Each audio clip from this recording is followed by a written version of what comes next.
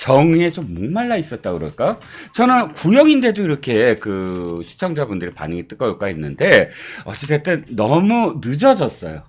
응? 이게. 근데 결론이. 구형이 왜냐면은 우리 시청자분들도 다들 아시겠지만 선거법 같은 경우에는 일단 무죄 유죄라기보다는 100만 원을 넘기느냐 그렇죠. 아니면 100만 원이 안 나오느냐 오히려 100만 원의 기준으로 유무죄가 갈라지는 이런 느낌이잖아요. 그러니까 네네. 최근에도 보면은 네. 민주당 출신 제주도지사가 네. 대법원에서 90만 원으로 확정이 됐어요. 아, 그래서 그렇군요. 예, 도지사를 계속 할 수 있게 되었는데 네. 이런 것들을 언론을 통해서 우리 시청자분들이 많이 보시다 보니까 네네.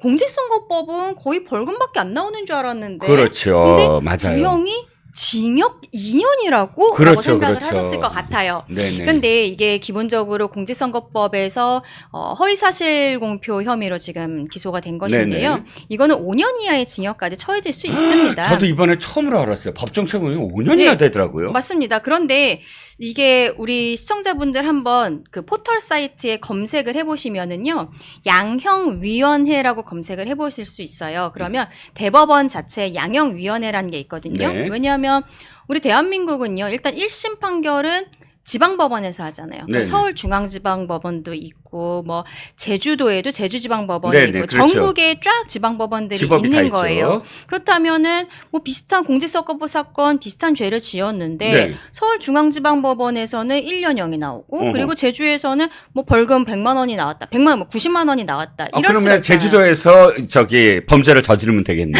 거기가 더 훨씬 거기에서 형량이 이제 적으니까. 도지사 나와야 되는 거죠. 예. 그렇기 때문에 이런 것들을 한 기준을 정해주는 거예요. 네. 기준을 정해서 음. 어느 지방법원이든 어느 법원이든 가도 비슷한 양의 형량이 그렇죠. 나오도록 음. 양형위원회에서 양형기준표라는 것을 이렇게 공시를 하고 있습니다. 그렇군요. 그래서 지금 우리 시청자분들께서 검색을 해보시면은요, 네. 양형위원회 사이트에 양형기준표라는 것이 있어요. 네. 그래서 제가 이제 오늘 또 프린트를 해왔습니다. 아, 그렇군요. 그렇게 돼 저도 있는군요. 약간 좀 옛날 사람이라서 네네. 그 인터넷으로 보는 것보다 프린트해서 종류를 좀 봐야 되는 나이가 되어버렸는데 네네.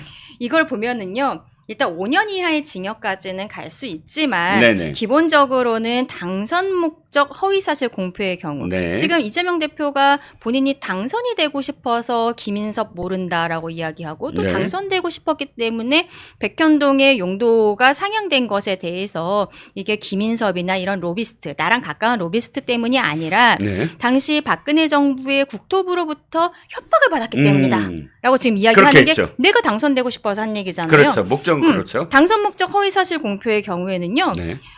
기본이 징역 10월까지 나올 수 있고 혹은 벌금으로 쳤을 때는 200만 원에서 800만 원 사이입니다. 오. 이게 법원에서 형을 선고할 때예요. 오. 근데 이재명 대표 같은 경우에는 이 표상에서 가중 요소, 감경 요소도 우리 시청자분들이 보실 수 있는데 네. 감경은 뭐 반성을 한다든지 네네. 뭐 형사처벌 전력이 없다든지 이런 네네. 건데 뭐 정가 있는 거 우리 다 알잖아요. 아, 4범이죠. 반성도 안 하고 반성이 아니라 자기 무죄라고 계속 주장을 죄를 하고 인정해야 있잖아요. 반성이 가능하죠. 그렇죠. 네.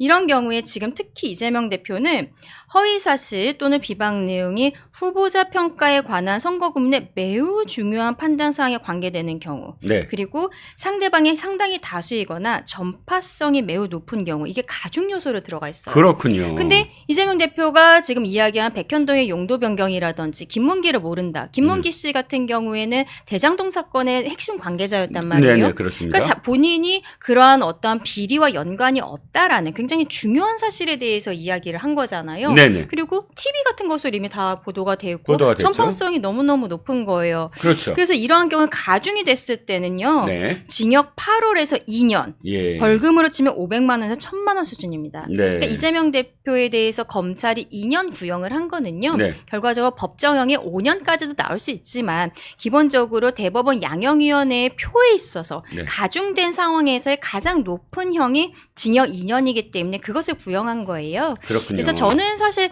지난주에는 이게 너무 핫했잖아요. 핫했죠. 그래갖고, 너무 뜨거웠어요. 아, 뜨거워. 지난주에는 이제 만약에 제가 나간 방송을 보신 시청자분은 제가 또 양형기준표 얘기했던 거 기억하실 수도 있는데 그래서 저는 네. 일단 벌금은 아닐 것으로 보이고 8월에서 2년 사이로 네. 구형을 할 것이다 라고 말씀을 드렸었던 거고 네. 검찰은 역시 그 안에서 최대치인 2년형을 구형을 했던 것입니다. 그러면 만약에 지금 아까 제가 말씀드린 제주도지사 90만 원이라면서 그렇죠. 그거는 좀 감경이 됐을 때요. 어. 감경됐을 때는 70만 원에서 300만 원 수준으로 나올 수가 있는 것이죠. 징역형은 아예 없어요. 근데 이재명 대표는 죄질이 좋지 않다라고 검찰이 구형 이후에 얘기를 했고, 그리고 네. 최근에 보면은요, 이재명 대표 무죄라고 주장을 하면서 네. 개딸들이 네. 그 뭐 탄원서 내자, 네네. 20만 탄원서를 만들자, 네네. 막 그러고 있어요. 네. 근데 이게 만약에 재판부에서 무죄 판단을 하면 모르겠지만 네. 유죄라는 생각이 들었을 때는 이재명 대표에게 아까 말씀드린 거 있잖아요. 전파성이 매우 높은 경우, 상대방이 상당히 다수인 경우, 그리고 네.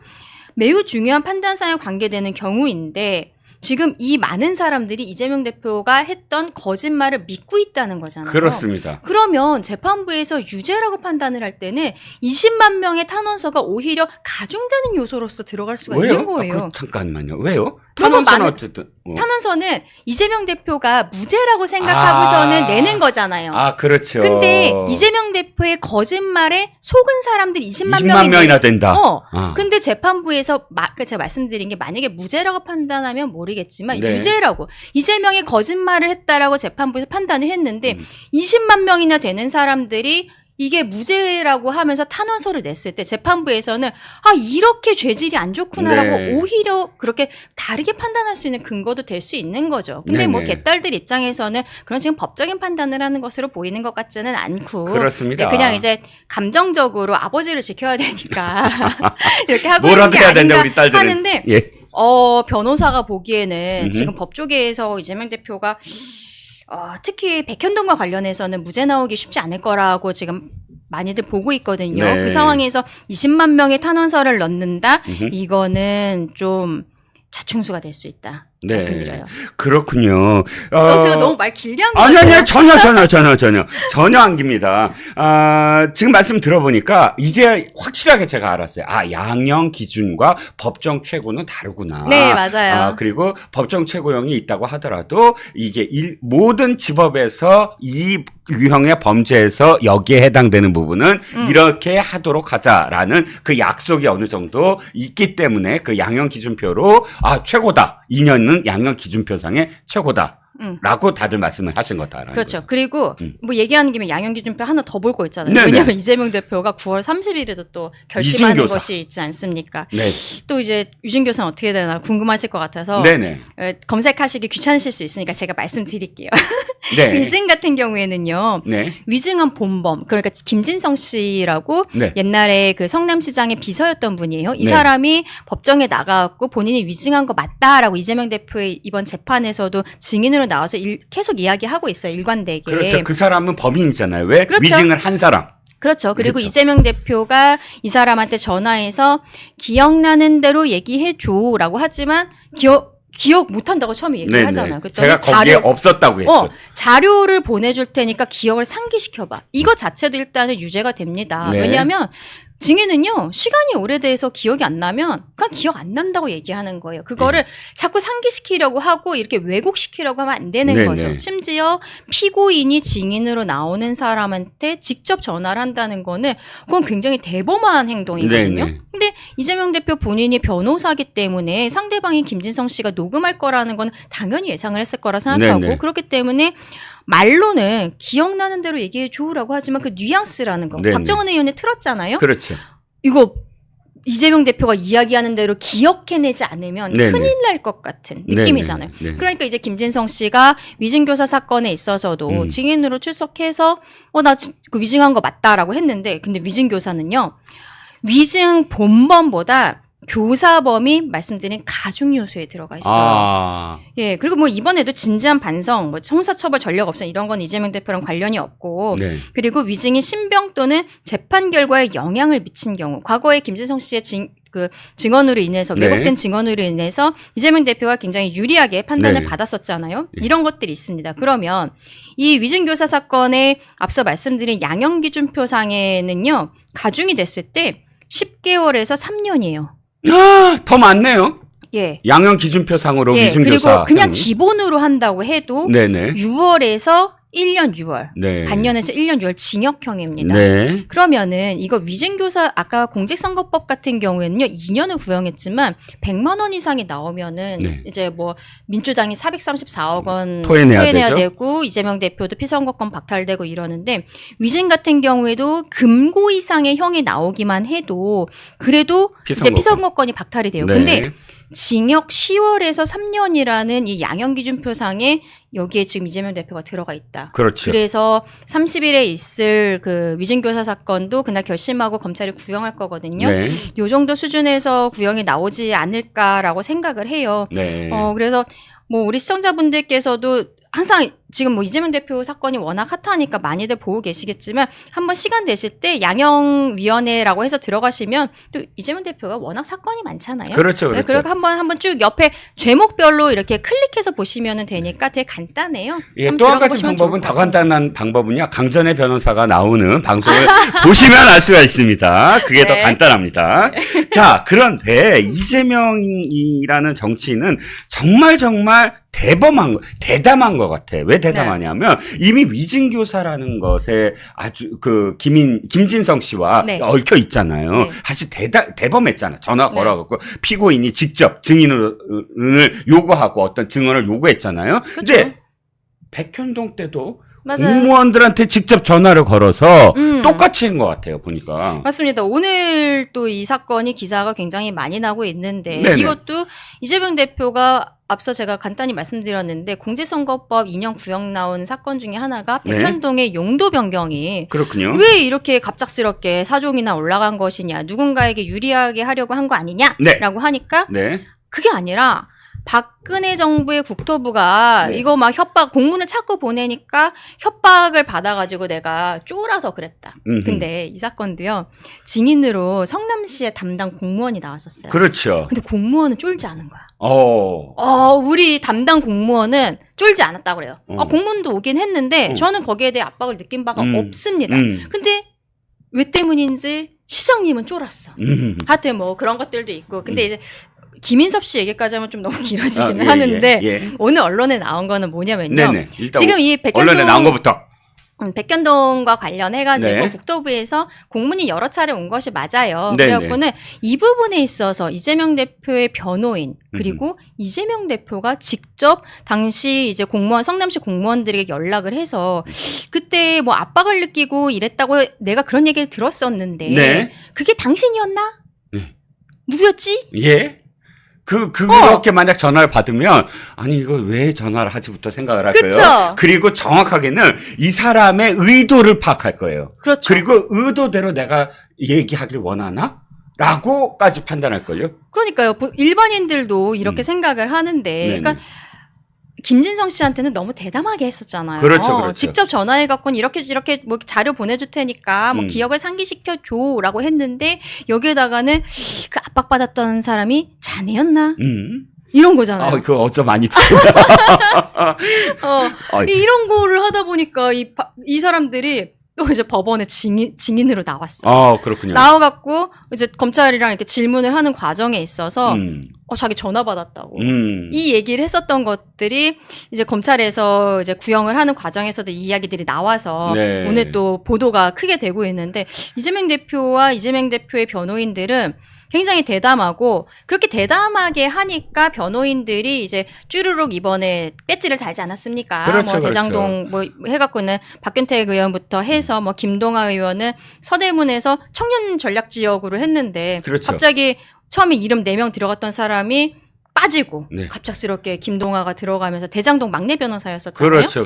그러면서 지금 또 국회에서 열심히 하고 계시는데 이러한 대담한 모습을 변호사와 피고인이 함께 보여주니까 뭐 배지도 달고 그 피고인의 재산은 어디에 저수지가 있는지 줄지도 않고 이런 검사장급의 변호사들을 썼을 때 비용이라는 것은 법조계선 대략적으로 알고 있는데 이재명 대표는 재산 신고를 하는 과정에 있어서 뭐 재산이 줄지를 않고 있어요. 그렇죠. 뭐 그거는 별개의 이야기인데 예. 오늘 언론에 많이 보도가 됐던 것은 이재명 대표가 전화한 것이 그 위증교사 사건의 김진성 씨뿐만이 아니라 성남시 공무원들에게도 전화를 했다. 너무너무 죄질이 좋지 않다. 그 말씀을 드리는 겁니다. 네, 그러니까 지금 이것은 지난번 구형이 나왔던 선거법 그 재판 과정에서 검찰 측이 그러니까 압박, 뭐 국토부의 압박을 받았느냐 안 받았느냐에 관련된 지금 재판 과정, 공판 과정을 하면서 그렇죠. 바로 이 성남시 공무원들로부터 바로 이재명 피고인이 측에서 전화를 걸어서 이렇게 압박성 회유 내지는 압박 허위 진술을 요구했다. 이런 내용입니다. 저는 이걸 보면서 첫 번째 드는 생각이 무슨 생각이 들었느냐. 김진성 씨 때만큼 아예 강요하지는 못했다. 왜냐하면 김진성 씨는 확실하게 그때 자신이 이득을 취해야 되잖아요. 왜냐하면 당시 보니까 성남시에서 개발하는데 이렇게 브로커처럼 김인섭 씨하고 같이 다니고 하니까 그때 당시에 어쨌든 성남시장이나 경기도지사나 자신의 이권과 관련된 뭔가 해줄 수 있는 사람이야. 허가를. 그러니까 이렇게 그 위증교사라든지 이런 부분에서 그거 내가 하라는 대로 해요. 라고 했을 때 가능하지만 공무원들은 좀 다르잖아요. 그렇죠. 그리고 이재명 대표의 주위에서는 극단적 선택을 하신 분들이 많은데, 네네. 뭐 우리 시청자분들도 기억하시는 분들이 계실 거예요. 성남시장의 비서실장 출신인 전형수 씨라는 전형수 분이 씨, 맞아요. 계셨어요. 예. 근데 이분도 사실 이 같은 내용 전화를 받았었다라고 예전에 얘기를 했었거든요. 근데 네. 이분은 작년 3월에 성남FC 수사를 하는 도중에 극단적 선택을 하셨었는데, 네네.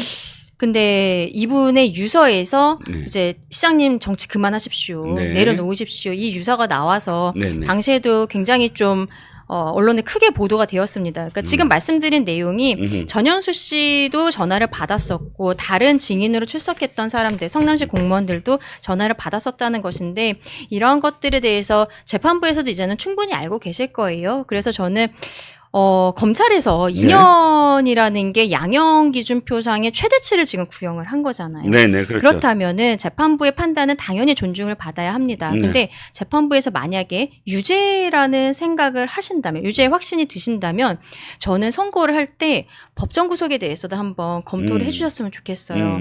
지금 생각해 보면은요, 조국 대표 같은 경우에도 항소심에서까지 실형을 받았는데 법정 구속을 하지 않은 상황이다 보니까 뭐 창당을 하고 의원이 되고 그리고 뭐 지금 뭐 당대표로서 지금 지역에 호남에 가갖고는 뭐 선거운동을 하고 있고 이렇지 않습니까? 그러면서 하는 얘기가 본인 대법원에서도 유죄 판단 나올 거라고 예상을 하는 거예요. 그러면 들어가서 교도소 들어가서 스쿼트 하면서 2년 동안 건강 관리하고 나오겠다.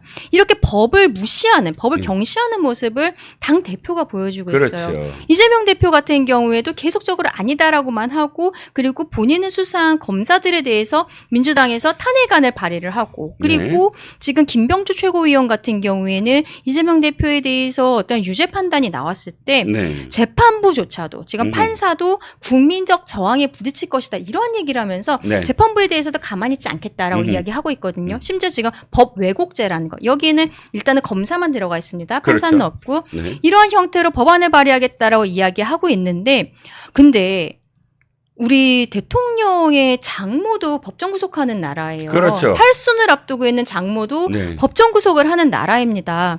지금 이재명 대표가 구형을 할 때 결심하는 날 이재명 대표의 변호인이 그 얘기도 했다고 해요. 이재명 대표의 유무죄도 있지만 434억 원을 반환해야 되는 민주당의 처지에 대해서도 재판부에 읍소를 한 것이 언론을 통해 공개가 되고 있죠.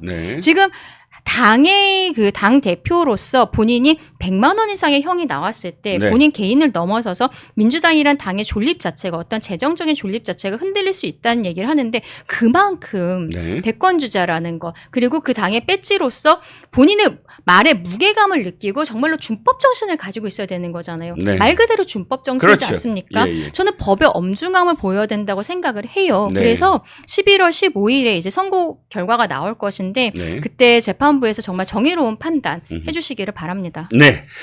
그렇습니다. 저도 동감을 하고요. 한 가지 또 재미있는 기사가, 재밌다기보다는 어쨌든 법과 관련돼서 비교란 기사가 나왔어요. 허경영 씨도 허위 사실 공표로 선거법 위반으로 형을 받았었어요. 그죠. 근데 보니까 나 이거 기억나요. 이병철 회장이 양자다. 내가 이병철 회장이 양자다. 근데 네. 평상시에 그 말을 하고 다닌 건 봤는데 선거 기간 동안 그 말을 한 거예요. 그렇죠. 이것도 결국 내가 이병철의 양자가 될 만큼 정말 똑똑하고 그리고 괜찮은 능력 있고. 사람이다라고 국민들께 어필하고 싶은 거잖아요. 네네. 그리고 대한민국 국민들 허경영도 다 알지만 이병철 모르는 사람이 누가 있겠습니까? 그렇죠. 정말 굴지의 기업을 만들어낸 분인데 우리 대한민국이 산업화되는 거에서 정말로 큰 공헌을 하신 분인데 네네. 이런 사람이 양자를 했다고? 네네. 그러면은 다시 한번 생각을 할 수도 있는 거잖아요. 네네. 그렇기 때문에 여기에 대해서도 이재명 대표랑 같은 혐의였던 거예요. 당선 목적의 그렇군요. 허위사실 공표였는데 네. 2년형. 네, 징역 2년에 집행유예 3년이 선고가 됐죠. 그리고 그렇습니다. 뭐 법정 구속은 되지 않았습니다만 음. 굉장히 죄질이 좋지 않다라고 재판부에서 봤던 것입니다. 10년의 피선거권 박탈이라고 써져 있네요. 네, 이거는 왜 10년이죠? 대선과 총선의 차이인가요? 아니요, 그건 아닌데 어디에 써 있죠? 여기. 5년 여기요. 여기 10년이라고 써져 있어서 집행유예가 확정되고 요건 한번 다시 예, 봐야 이건 될- 저희가 한번 팩트 체크를 다시 한번 체크 해보도록 해봐야 될 하겠습니다. 것 같고요. 네. 그래서 지금 이 기사는 그래요. 사실 이병철 양자라고 믿는 사람도 있겠지만 안 믿는 사람은 더 많지 않겠냐. 허경영 씨의 그간의 행적을 사람들이 아니까. 근데 그럼에도 불구하고 법정은 엄하게 이것을 받아들였다는 거죠. 그렇죠. 지금 대선 과정에서 그 후보들이 한 명 한 명이 이야기하는 것이 그만큼 무게감이 있는 것이다. 네네. 특히 이재명 대표 같은 경우에는 대장동 사건, 백현동 사건의 비리가 굉장히 큰 이슈였던 것이잖아요. 그렇죠. 그래서 본인이 거기에서 자유로워지기 위해서 이 사람을 모른다. 그리고 김인섭이라는 사람이 나의 선대본부장이었던 사람인데 성남시장 선거 시절에 네. 그 사람이 로비스트로서 들어와서 성남시에서 이렇게 용도 상향을 해준 것이 아니라 박근혜 정부 때문이었다. 네네. 이런 식으로 지금 만약에 그게 사실이 아니라면 굉장히 네. 죄질이 좋지 않은 엉뚱한 이야기들을 했었다는 그렇죠. 것이죠. 네네. 그렇습니다. 그러니까 허경영 씨와 관련된 비교된 기사는 사실상 그만큼 엄중하다. 선거법 위반이 엄중하다. 허위사실 공표가 엄중하다라는 뜻으로 읽힐 수 있는 대목이라고 생각을 해요. 자, 그 다음에 이재명 대표 얘기를 하니까 이재명 대표의 호남 얘기를 잠깐 좀 하고 넘어갈까 합니다. 그러니까 네. 이게 왜 말씀을 드리냐면 사실 이재명 대표도 강서구청 선거에서의 김기현의 운명을 좀 안 것 같아요. 왜냐하면 강서구청장 선거가 사실 보궐이긴 하지만 네. 지자체고 그러니까 크게 의미를 두지 않아도 되는 선거였는데 당시에 김기현 대표 체제 국민의힘이 올인했잖아요, 완전히. 그리고 일단 이 공천도 사실 좀 잘못됐고 솔직히 말씀드리면 그런데 그러자 사실 그게 패배를 했고 그게 엄청난 타격을 입고 그러다 보니까 제가 참 이걸 이재명 대표의 행보를 보면 이번에 불가금 불가원 하더라고요. 조국 대표 완전히 거기 가서 살고 막 1박 뭐 거기 아이의 월세집을 산다 네. 하면서 제가 화면을 한번 봤는데 나 조국 대표가 폴더 인사를 한 거 처음 봤어요. 주민들한테 완전 폴더 인사를 하고 맞아요. 90도로 하고 완전히 정말 밑바닥을 훑고 있어요. 그런데 이재명 대표가 뒤늦게 지금 뛰어들었습니다. 뛰어들어서 뭐 인사도 하러 다니고 1박 2일 동안 딱 있겠대요. 이재명 대표가 뒤늦게 뛰어든 것에 대해서 강진애 변호사는 어떻게 생각하세요? 끝까지 거리를 두고 지도부가 좀 내려가 정청래 법사 연장 내려가서 좀 해 이렇게 해도 될 문제 아니었나요? 그럴 수가 없죠. 일단은 본인이 또 구형도 너무 높게 나왔고 네. 11월 16일에 재보궐선거를 하고 선고는 11월 15일이에요. 네. 그리고 뭐 사실 조국 대표 같은 경우에는 저는 올인할 수밖에 없다고 생각을 합니다. 네. 본인이 당 대표로서 그리고 배지로서 당을 이끌면서 지방선거를 하는 게 이번 처음이자 마지막이지 그렇죠. 않을까. 저는 마지막이죠. 당점이 그런 생각이 마지막이죠. 들어서 네. 예. 그 지역 가가지고 왜냐면 지난번에는 비례대표만 그렇죠. 뭐 지민비조라고 해서 예, 예. 지역구는 민주당, 비례는 조국혁신당 찍어주십시오 이렇게 이야기를 하면서 전국에서 이렇게 돌아다니기는 했지만 어떤 지역에 있어서의 정말 승부를 거는. 그런 거는 보여주지 않았잖아요. 예. 근데 뭐 한번 본인도 그런 거 경험해보고 싶지 않을까. 뭐 다시는 저는 그런 모습을 보지 않았으면 좋겠다. 예. 마지막이었으면 좋겠다라는 생각을 개인적으로 갖고 있습니다. 네. 근데 이재명 대표 같은 경우에는 여기에 있어서 저는 만약에 민주당의 후보가 당선이 된다고 해도 큰 표차로 이기지 못했을 때는 굉장히 많이 흔들릴 수 있다라고 생각을 해요. 조국 대표가 그렇죠. 처음에 모두가 다 알잖아요. 실형 선고 받은 거. 그럼에도 불구하고 창당하겠다라고 했을 때만 해도 이만큼 12명을 당선인이 나올 정도가 될 거라고는 아무도 예상하지 못했죠. 네. 문재인 대통령이 그때 좀 힘을 실어주는 발언을 하기는 했습니다만 결과적으로는 이거는 사실은 보수 쪽에서도 우리 정부가 국민들께 어떤 많은 사랑을 받지 못했구나라고 하면서 반성해야 되는 지점은 저는 맞다라고 생각을 맞아요. 해요. 예. 예, 근데 조국 대표가 지금 저렇게 열렬하게 하고 있는데 민주당 같은 경우에는 저는 결국 민주당과 조국혁신당의 사이가 이렇게 좀 지금 호남에서 멀어져 보이는 거 있잖아요. 이게 있을 수밖에 없다 생각한 게 민주당이 지난 총선 과정에서요. 그 교섭단체 구성 요건을 낮추겠다. 지금 20명이거든요. 맞아요. 10명으로 낮추겠다. 예, 그래서 한 10명 정도로 낮추겠다라는 게 본인들의 총선의 공약이었어요. 당의 맞아요. 공약이었단 말이죠. 네네. 그런데 조국혁신당이 12명이 된 거예요. 그러면 10명 정도를 해준다고 했으니까 빨리 해줘. 우리도 교섭단체 되고 싶어라고 했는데 민주당이 그 이후에 모르쇠가 된 거예요. 네네. 근데 교섭단체가 안 되다 보니까 조국혁신당에서 동력이 떨어지는 겁니다. 네네. 최빙선이 되겠다고 했는데 실상은 위원회에 간사도 파견할 수 없고 그렇죠. 일정 같은 거에 대해서 의견을 낼 수 있는 방법 자체가 그렇죠. 없는 거예요. 그렇기 때문에 조국혁신당 입장에서는 굉장히 답답함을 느꼈을 것이고 네. 특검에 있어서도 본인들이 그동안에 뭐 강하게 나가겠다라고 얘기했었던 부분 한동훈 특검에 대해서도 그렇잖아요. 본인들은 조국혁신당을 1호 법안으로 하겠다 했는데 네. 처음에 민주당에서는 지지부진하게 하다가 또 중간에 같이 하는 것처럼 하다가 또 그렇죠, 지금은 그렇죠. 뒤로 빼고 그러니까 맞아요. 민주당은 조국혁신당을 본인들의 이중대로밖에 보고 있지 않다는 게 그렇죠. 그렇죠. 조국혁신당 입장에서는 굉장히 짜증이 날 거예요. 아, 써먹기만 하고 맨날. 네, 교섭단체로서 쓰지도 않고, 교섭단체 자리로 주지도 않고, 그러기 때문에 본인들이 호남에서 지난 22대 총선 과정에 정당 득표율은 민주당보다 조국혁신당이 더 높았었거든요. 그렇죠. 그럼 우리가 여기서 한번 네. 본때를 보여주자. 네네. 우리도 정말로 잘할 수 있다는 거 네. 보여주자라고 하면서 아마 뭐 조국 대표는 그리고 잃을 게 없는 사람이기 그렇죠. 때문에 잃을 게 없는 사람이 제일 네. 무서운 사람이잖아요. 그렇기 때문에 저는 예. 저는 월세살이를 하는 게 조국과 조국혁신당이기 때문에 가능한 네. 시스템이라고 생각합니다. 옛날에 뭐 정의당이나 이런 데들도 내려가고 이렇게 한다 산다는 생각 못했을 거예요. 네, 그리고 네. 조국 대표는 지금 민주당이 화가 나는 게 뭐냐면 김건희 특검법 의결하는데 본회의장이 없어. 아, 네. 조국 대표가 지방에 없었어요. 내려가서 예, 지방에서 영광이 있었어요. 예, 호남에서 선거하느라고 없는 거예요. 그랬더니 정청래 의원이 그걸 사진을 찍어서 뭐 하다가 네네. 조크가 쫑크됐다 하면서 뭐 사과하고 지금 네네. 이런 총극들도 벌어지고 있지 않습니까? 네네. 민주당이랑 조국혁신당이 또 지금 부산 금정에서는 음흠. 단일화하겠다 이야기하고 있는데 글쎄요, 뭐 부산 같은 경우에는 지금 실제로 쉽지가 않은 상황이어서 단일화가 될지 모르겠습니다만 이 호남에서의 그 표심의 결과는 정말로 이거는 민주당의 입장에선 저는 좀 뼈아프게 나올 것 같아요. 특히 여론조사에서 영광 같은 경우에는 그 인물로 봤을 때는 지금 조국혁신당이 더 높게 나오고 그래요? 그럼에도 불구하고 오. 지역분들이 어느 당이 될 것 같냐라고 했을 때는 그 당선 가능성에 있어서는 민주당 쪽을 더 높게 보고 있더라고요. 그거 몇십 예. 년 뿌린데 당연히. 그러니까요. 당 그런데 얘기는 민주당 얘기가 나오겠지. 예, 그렇기 때문에 지금 어떻게 될지 모른다. 결과는 봐야 되지만 이재명 대표 입장에서는 여기에서 무너졌을 때 조국 혁신당에게도 졌을 때 본인이 유죄 판단을 나왔다 하면은 굉장히 흔들릴 수밖에 없는 이런 상황이 되고 그렇기 때문에 지금 뭐 한준호 의원이라든지 박지원 의원, 호남의 연고에 있는 의원들이 그들도 지금 월세살이 하겠다면서 내려간 거 아니에요? 맞아요. 근데 진짜 웃기는 게 10월 7일부터 네네. 제가 말이 너무 길어요. 아니 괜찮아요. 예. 10월 7일부터 10월 7일부터 국감하잖아요. 국정감사 시작해요. 아니 국감이 정말 의원들 그 의원 생활의 꽃인데 그렇죠. 이거- 초선들한테는 진짜 지금- 꽃이죠. 네, 지금 이거 준비해야 되는 시즌이거든요. 네. 근데 거기 내려가니까 조국은 그렇다 쳐. 조국은 어차피 빠져도 이렇게 구속되면은 비례니까 뒤에서 네네. 후손이 또 들어오는 거 아니에요. 예. 조국 대표는 뭐 인간적으로 그냥 그렇다 치고 근데 민주당에서 지금 뭐 한준호, 박지원 뭐 이런 사람들이 내려가 갖고는 하루 이틀 있는 게 아니라 계속 있는다. 네네.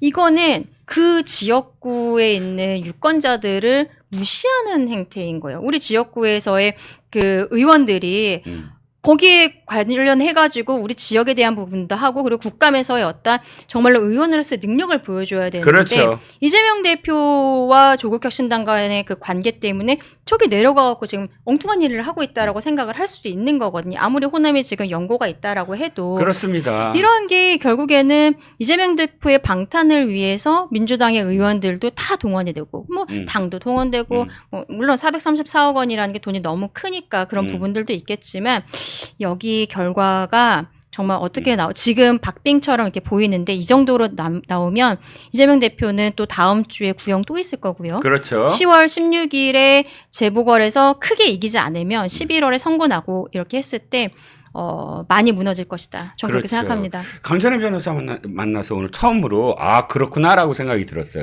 저는 여기에 크게 의미를 그렇게 부여하진 않았거든요. 근데 강변 말씀을 듣다 보니까 영광 곡성의 결과가 미치는 영향이 아주 심상치 않네. 굉장히 크게 영향을 미칠 수 있을 것 같아요. 제가 설득했습니까? 아 설득 당했습니다. 깨갱입니다. 자, 두 번째 이슈로 넘어가 보죠. 와 이재명 방탄했는데 사실 제가 이렇게까지 할 줄 몰랐습니다. 왜냐하면 이제 급하다.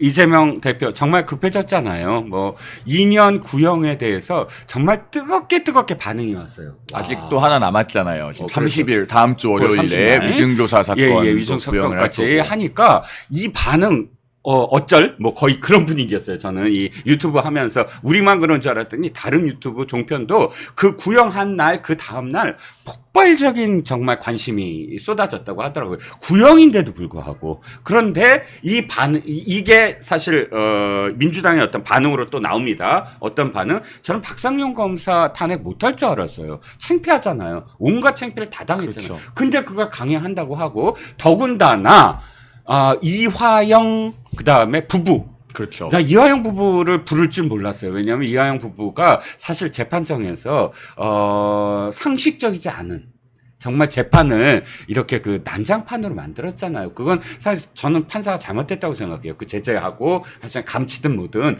바로 저기를 했어야 됐는데 그 페널티를 했어야 됐는데 그대로 놔뒀습니다. 그 부부를 내세운다? 이게 리스크가 있는데도 불구하고 내세운다는 건 국회 자체를 난장판으로 만들겠다. 저는 이렇게 느껴져요. 그러니까 완전히 구판을 벌리겠다. 연어회 그것도 이미 다 증거 제시되고 했는데 그 문제부터 시작을 해서 박상윤 검사 얘기 또 이화영 부부까지 이렇게 하려고 하는 의도가 뭡니까 도대체? 그러니까요. 지금 이제 10월 2일에 소위 박상용 검사 탄핵 청문회를 네네. 하겠다고 합니다. 아마 박상용 검사 본인은 제가 추정컨대는 안 나올 것 같아요. 네네. 왜냐하면 그 지난번에 김영철 검사도 탄핵 청문회 할 때 안 나왔잖아요. 그렇죠. 그러니까 안 나올 수 있는 법적인 근거가 있다고 보는 것이 네. 탄핵 소추를 하게 되면은 그 탄핵 소추를 당한 공무원은 피청구인입니다. 네네. 증인이 아니죠. 그렇죠. 당사자예요. 예, 예. 그러면은 그 청문회 증인으로 부른다고 해서 반드시 나와야 될 의무가 있는가? 그렇죠. 이것은 사실 법리적으로 따져볼 부분이고 설령 나온다고 해도 전부 증언 거부하면 그만입니다. 네네. 그래서 지난번에 김영철 검사 탄핵 청문회도 제대로 이루어지지 않았어요. 그렇습니다. 우리 시청자들 중에서 뉴스를 잘 챙겨보시는 분들 계시면은 아마 그때 임은정 검사만 나와가지고 혼자 거기에 앉아있는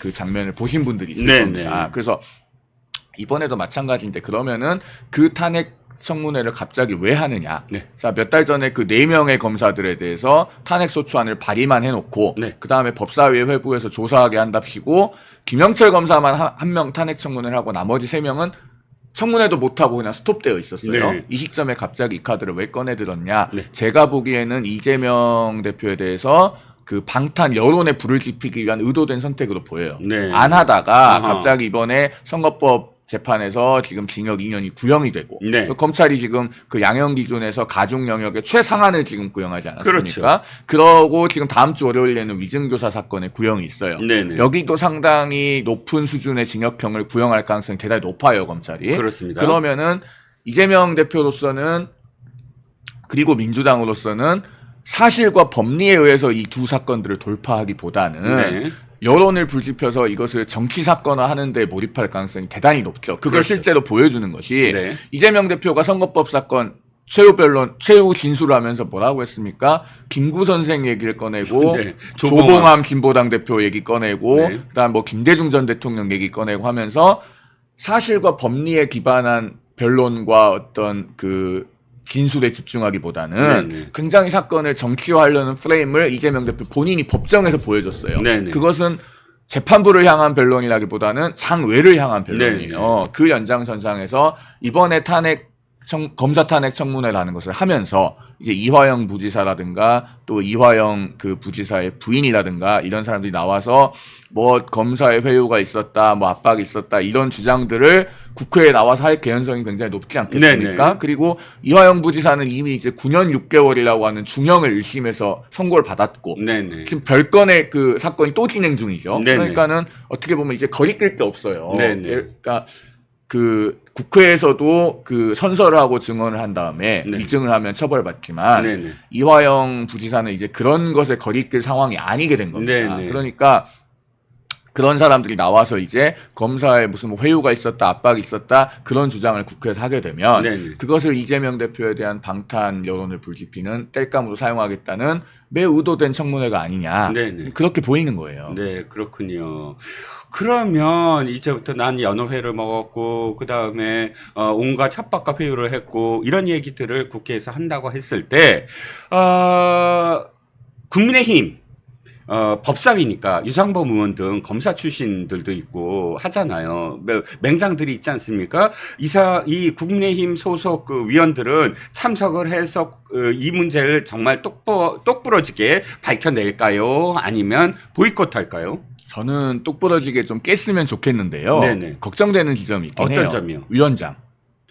정청래 위원장이 지금 정청래 법사위원장인데 네네. 그동안에 지금 22대 국회에 와서 네. 법사위가 어떻게 진행됐는지는 우리 국민들이 다 보셨잖아요. 리얼하게 봤죠. 그렇죠. 그리고 그 청문회를 할 때 이제 질문 시간에 제한이 있어요. 보통 7분이잖아요. 네네. 그러면 이제 그걸 가지고 좀 진득하게 질문하려고 치면 네. 계속 이제 위원장이 끼어들어서 뭐 그런 질문 하지 마라. 그다음에 뭐 발언을 중단해라. 네네. 혹은 경우에 따라서는 뭐 질서 유지권을 발동해서 퇴장시키겠다. 그렇게 해서 매우 불공정한 청문회가 되지 않을까 그런 것이 염려가 되는 거예요. 나를 째려보고 있는데 좀 더 째려보면 이제 그렇죠. 바로 퇴장 명령 내리겠다. 그렇죠. 몇 분간 뭐 째려보는지 체크하겠다. 예. 그러니까 사실은 지금 국민의힘 법사위 위원들은 말씀하신 것처럼 일당 백인 분들이 굉장히 많습니다. 네. 뭐 유상범 의원 같은 경우는 대검찰청 공판송무부장까지 하신 네. 분이고 곽규택 의원도 사실은 굉장히 그 훌륭한 검사 출신이고 네네. 거기에 지금 뭐 젊은 비례대표 의원 박준태 의원 같은 경우도 굉장히 전투력이 높아요. 네네. 그래서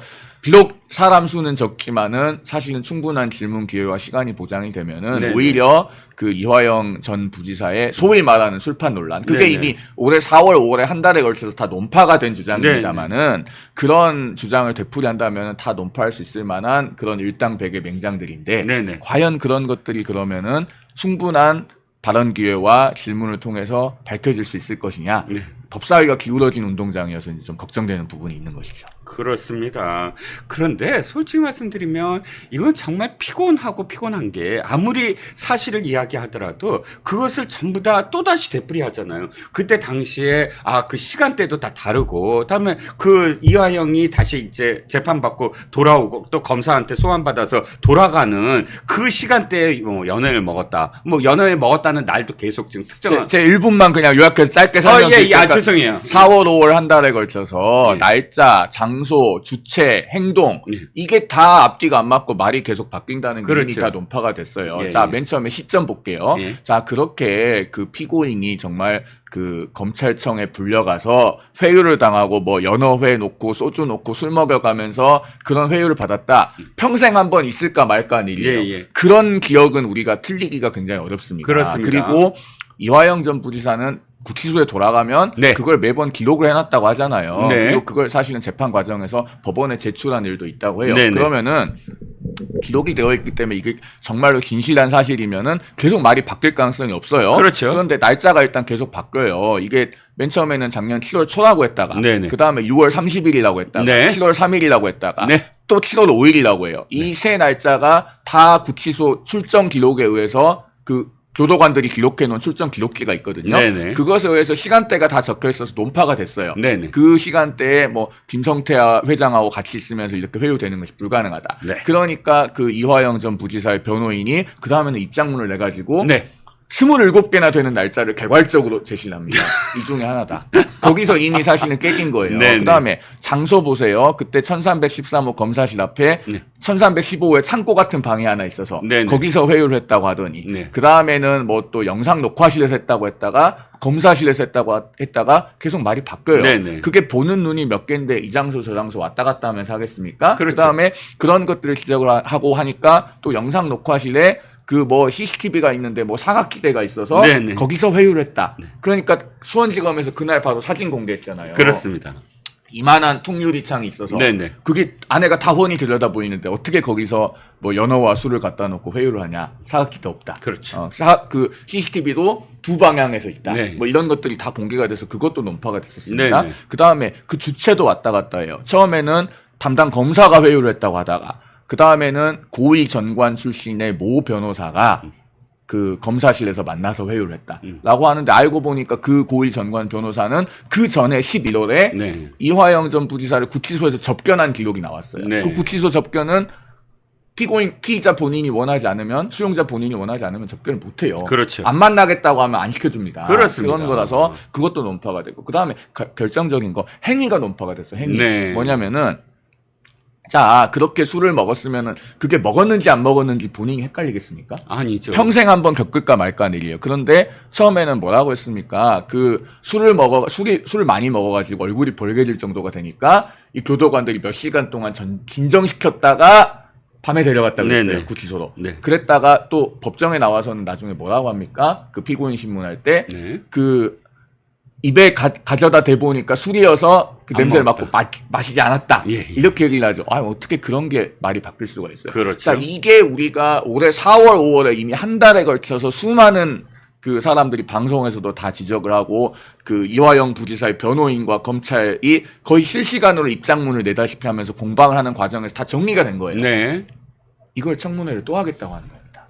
그런데 얼마나 시간 낭비입니까? 아니 그 얘기를 또 되풀이해서 주장을 하겠다는 거잖아요. 저는 제가 이거 4월, 5월에 열심히 방송에서. 열심히 정리를 해서 얘기를 했던 건데 예. 이게 지금 오늘이 9월 24일이잖아요. 그렇죠. 이거를 몇 달이 지나서 또 얘기를 하게 될 줄 몰랐습니다. 그러게요. 1심 선고까지 다 났잖아요. 그러게요. 그러니까 지금 진실은 중요하지 않아요. 제가 보기에는 아니 우리가 진실은 하나잖아요. 그런데 우리가 만든 진실, 우리가 원하는 진실이 더 중요한 거야. 자신들한테 유리하다고 만들어낸 뭐 그래서 더 드릴 말씀이 없는데 우리가 알다시피 업무 보고 그 도지사의 업무 보고가 분명히 대북 사업은 더군다나 평화 사업이라는 이름으로 도지사에게 주마다 해야 된다. 이런 그 문건이 또 나왔잖아요. 검찰이 보여준 것도. 그럼에도 불구하고 또 국회를 또다시 난장판으로 만들려고 하는가 봅니다. 자, 하나만 더 말씀을 여쭤볼게요. 이재명 선거를 주진우 의원이 그런 것 같은데 생중계해야 된다라고 하니까 인민재판하냐라고 난리를 칩니다. 생중계는 박근혜 대통령 때도 생중계하지 않았나요? 그러니까 생중계 여부는 네. 사실은 재판부가 전적으로 재량이 있어요. 네. 그 재판부가 결정할 사항이기 때문에 네. 제가 또 그 정당의 대변인을 맡고 있고 하니까 네, 네. 이 자리에서 생중계를 하라 마라라고 말씀드리기는 좀 그런데 그렇죠. 예, 저는 그렇죠? 주장할게요. 예, 그건 그런데 예, 예. 저는 이제 그런 말씀을 인민재판 말씀을 하시는 분들께 되묻고 싶은 건 한 가지 있어요. 네네. 그러면은 왜 박근혜 전 대통령 재판을 할 때는 그 박 전 대통령은 그때 선고 기일에 출석도 안 했어요. 네. 본인 그 구치소에서 계속 이제 이것은 정치 재판이라고 하면서 출석도 거부하셨잖아요. 네네. 나오지도 않는데 굳이 그거를 생중계를 해가지고 네. 그야말로 생중계를 전 국민이 볼 수 있도록 네. 그렇게 과거에 했었잖아요. 네네. 그러면은 왜 그때는 맞고 지금은 틀린가? 네. 그런 것이 이제 민주당의 면면이 흐르는 어떤 내로남불 DNA 아닌가? 네. 그러니까 사실은 지금 생중계를 하는 것이 맞지 않다면 네. 그러면 최소한 이거를 인정해야 돼요. 그때 생중계를 했던 건 잘못됐다. 아하. 그런 부분에 대한 뭔가 반성이 있어야죠. 그렇죠. 그런 거 없이 그때 생중계한 거는 맞는 거고 지금은 하면은 무슨 인민재판 하는 거냐. 저는 그것은 근데 뭐 사실 어떻게 보면 민주당에 굉장히 기대하기 어려운 점이기도 한 것 같고요. 예, 그렇죠. 늘 일관되게 내로남불을 하기 때문인데 오마이뉴스라는 매체가 그때 당시에 한 제목의 기사가 있어요. 박근혜 전 대통령 1심과 관련해서 박근혜 재판 생중계가 인민재판이 아닌 이유 해서 내용은 미국은 허용하고 있고 영국, 독일, 프랑스, 일본은 제한적으로 허용하고 있기 때문이다. 국민의 알 권리다라고 지금 이 제목으로 달면서 기사를 한 걸 보면 오마이뉴스는 최소한 반대 안 하겠죠, 이번에? 근데 이제 예. 우리가 아마 1심이나 2심에서는 대법원은 이제 그 드물게 그 선고를 생중계를 하잖아요. 네네. 헌법재판소도 그렇고. 헌법재판소도 그런데 하죠. 우리가 1심, 2심, 하급심에서는 생중계하는 일이 실제로 좀처럼 없고 네. 그런 이유가 이 헌법에 있는 무죄 추정의 원칙 때문에 그래요. 그렇죠. 근데 이제 제가 이 말씀을 왜 드리냐면 네네. 야당은 그 무죄 추정의 원칙을 굉장히 좋아하잖아요. 네, 그렇죠. 지금 뭐 2심까지 징역 2년 실형을 선고받은 분도 정당의 대표를 하고 있고 또 황운하 의원도 지금 3년을 1심에서 3년 받은 분도 국회의원 버젓이 하고 있고 예. 그렇죠? 지금 재판 4개, 11개 혐의로 그 재판 받고 있는 사람도 네. 제1야당 대표를 하고 있고 그렇죠. 다 그러면서 뭘 얘기합니까? 무죄 추정의 원칙을 이야기해요. 네. 좋다 이거예요. 그러면은 그 무죄 추정의 원칙을 과거의 재판들을 할 때는 그 중계나 이런 것에 의해 중계나 이런 것을 할 때 본인들이 일관되게 그 견지에서 반대했냐 말이에요. 그렇죠. 그런 일관성에 대해서 문제 삼는 거예요, 지금. 맞습니다. 그러니까 그때 그 전에는 보니까 박근혜 전 대통령이 거의 첫 번째 사례더라고요. 원래 법인가 규정인가를 바꿨더라고요. 바꿨어요. 예. 그 대법원 예규로 있는 아마 그 재판의 중계에 관한 그 대법원 예규가 있는데 그 예규를 일부 개정했던 걸로 기억합니다. 네네. 2017년 8월인가에 개정을 예, 예. 했어요. 이제 8월에 대법원에서 그래서 이제 얘기를 바꾸고 하면서 첫 번째 사례가 어쨌든 박근혜 전 대통령의 1심 사례가 생중계됐던 걸로 기억을 합니다. 그러면 어쨌든 이것이 그러니까 그때가 오르면 지금도 옳아야 되고 그때가 정당하지 아니하면 지금도 정당하지 않아야 되는데 그때는 정당하다라고 주장을 하고 그렇게 사실 공격적으로 생중계를 뭐 이렇게 평가하고 했으면 이번에도 사실은 어떤 결과에 대해서 수긍을 해야 된다. 생중계를 해야 된다면 수긍을 해야 된다라는 생각입니다. 오늘 제가 조금 늦게 오긴 했는데 전체적으로 다뤄야 될 어떤 내용은 좀 다뤄봤습니다. 공당의 대변인이니까 안 된다. 아까 그 입장을 표명하신 거 좀 어렵다고 하더라도 사실상 주진우 의원이 이 생중계 해야 된다라는 것에 대해서는 개인적인 어떤 생각은 어떻습니까 혹시? 근데 이거는 재판부가 결정을 하기에 저는 맡겨놨으면 좋겠어요. 왜냐면은 예. 지금 이재명 대표 사건에서 중요한 것은 네네. 그 유무죄 여부하고 그다음에 선고 형량이에요. 이거에 관해서 재판부가 여론으로부터 특히나 그 외부의 어떤 집단적인 행동이나 여론 조성 이런 걸로부터 철저하게 독립적으로 판단할 수 있어야 됩니다. 그렇군요. 그래서 제가 봤을 때는 여러 가지 그 재판부에 부담을 주지 않았으면 하는 개인적인 생각은 있어요. 네. 일단 사건의 결과가 중요하니까요. 그렇습니다. 하나만 더 여쭤볼게요. 어렵게 모셨으니까 9월 30날 구형이 이제 있겠죠? 구형 그때 위중교사는 어느 정도 구형이? 일단은 뭐 무조건 실형을 구형을 할 거거든요. 예. 왜냐면은 그 위증교사는 양형 기준에 보면은요. 네네. 그 벌금형이 아예 없어요. 예. 양형 기준에. 예. 그러니까 선거법 같은 경우는 원래 이제 징역형도 있고 벌금형도 벌금 있고 하잖아요. 3천만 원인가요? 그러니까 다 예. 그동안에 이제 예. 그 많이 분석들을 하셨을 건데 네네. 위증교사는 그게 없고 그다음에 위증죄 그 양형 기준을 보면은 네. 위증교사는 가중사유예요. 명확하게 거기 가중사유 위증을 한 사람 말고 위증을 교사한 사람, 교사한 위증하라고 사람이 시킨 사람이 더 그 형 가중해야 된다. 가중해야 돼. 왜 그러냐면 보통은 위증을 한 사람 말고 위증을 시킨 사람이 이득을 봐요. 그렇겠죠. 나한테 유리하게 뭔가 거짓으로 말해달라고 교사를 하는 거기 때문에. 그렇죠. 그래서 당연히 그러니까 위증은 교사가 가중사유인 거예요. 네. 그렇게 되면은 이재명 대표는 그 아마 선거법 사건에서보다 네. 적어도 그것과 같거나 더 높은 구형이 나올 가능성이 높다. 일단 구형은 저는 그렇게 보고요. 예, 그다음에 예. 이제 선고를 어떻게 할지는 뭐 저도 앞으로 뭐 방송에서 얘기를 할 건데 네네. 예상되는 것에 대해서 네. 얘기를 할 건데 그 사건은요 벌금 유죄로 선고를 한다면 네네. 유죄를 선고를 한다면은 벌금형을 택하기가 굉장히 부자연스러워요. 선거법 말씀이시죠? 아니요 위증교사. 위증교사. 그러니까 지금 위증교사에 관해서 이제 그런 벌금형이 없다고 아니 주장했었어요. 법정형은 벌금형이 있어요. 법정형은 벌금형이 있는데 양형 기준표가 없다. 네, 양형 기준에는 벌금형이 없다. 없기 때문에 예, 예. 재판부가 그것을 벌금형을 택하려면 네. 판결문에다가 굳이 양형 기준의 하한선을 벗어나서 내가 벌금형으로 낮춰서 선고하는 이유를 자세히 써야 돼요. 예. 근데 그게 지금 이재명 대표는 범행을 부인하고 있잖아요. 네네. 혐의를 일관되게 부인하면서 네네. 내가 위증을 교사하지 않았다고 주장하고 있는데 네네. 그러면은 행위에 대한 인정과 반성이 없는 거예요. 그렇죠. 근데 그걸 양형 기준 하한보다 더 밑으로 내려가서 벌금형으로 한다? 대단히 부자연스럽고 어색하거든요. 그렇죠. 그래서 유죄가 인정이 된다면은 음흠. 벌금형을 택하기가 어려운 사건이다. 네. 그 점을 말씀드립니다.